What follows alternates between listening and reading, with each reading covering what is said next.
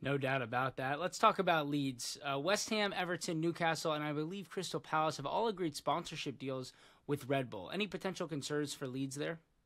No, I think with Leeds, Red Bull have actually got some equity into the club and own some shares in it. So it's slightly different than the other cases where they're just pure sponsors. No, I think there's very it's a big interest from Red Bull in Leeds.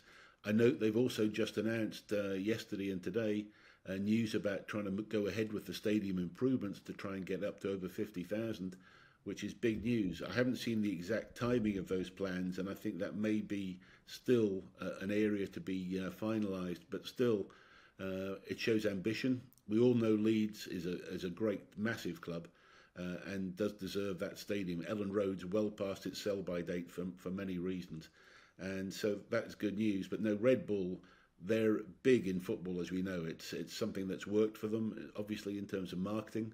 Not only the clubs they've owned in Europe, but no, Red Bull are going to be a big player. I still think in that competing energy drink market, they've got to try and protect their market share, and so they see football obviously as a key way to do that.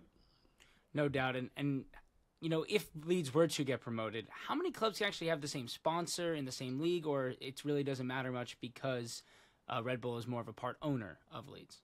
Yeah, it doesn't really matter, I don't think, as to from the sponsors' point of view, they're not affecting the football. They're getting more eyeballs every week if the more clubs they've got. So yeah, I mean, I think I remember in Scotland we had Celtic and Rangers had the same sponsor, which was amazing. So it can happen, and look, I think certainly if they've got the budget, certain sponsors will want to be on as many clubs as possible, and a lot of them will do that. And I remember we did a research project one time that if, say, Man City had a sponsor, would Man United fans be less likely to buy that sponsor's product? And I thought your gut instinct was it would be, but actually it wasn't the case.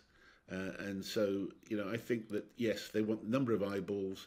And so, yes, you can have as many clubs as you can do as a sponsor, and got no problem with it at all.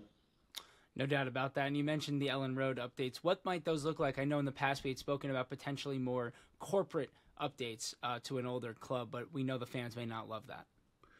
Yeah, well, I've yet to see the full plans myself and analyse what's different from the existing Ellen Road. Any new deal these days, any new stadium are all focusing on trying to get that corporate area up and get the revenue up. They've got to be thinking that they're trying to build the stadium that's going to be fit for Premier League when they get the act together on the football pitch.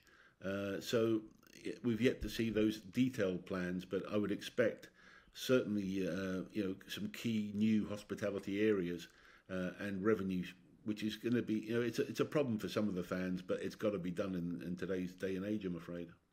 No doubt. And in other manager news over with Wolves, reports that Gary O'Neill is skating on very thin ice, dead last in the Premier League with Liverpool and Manchester City in two of their next three matches. How long does he have to stay in this job, and will he be replaced even before that Manchester City match that's right after the international break?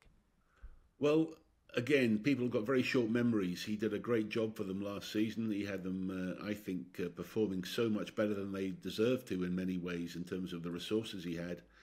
They've had some moves in the transfer window as well. He's lost some players. The board's got to stick with him. They really have to, and that's difficult, I know, for the present board. But changing at Wolves right now, I think, would almost guarantee they'd be going down. So I think they've got to stay with him all the way. I think he's got the ability to do it. He's had a couple of unlucky results, so I don't think it's necessarily bad play all the way through. No, they've got to stick with him now. How long's he got? Having observed the way the Wolves board and the owners act, it may be again that they'd be looking for something around Christmas, and I hope it isn't, because I think he did well last year, and I admired the way he actually did play with Wolves last year and got the whole thing united together. But hey, we know it's a brutal game, and I think he's got a few more games. Certainly, Man City, they're not going to judge him on, but the games after that, I think, are going to be a very important run for him up into Christmas.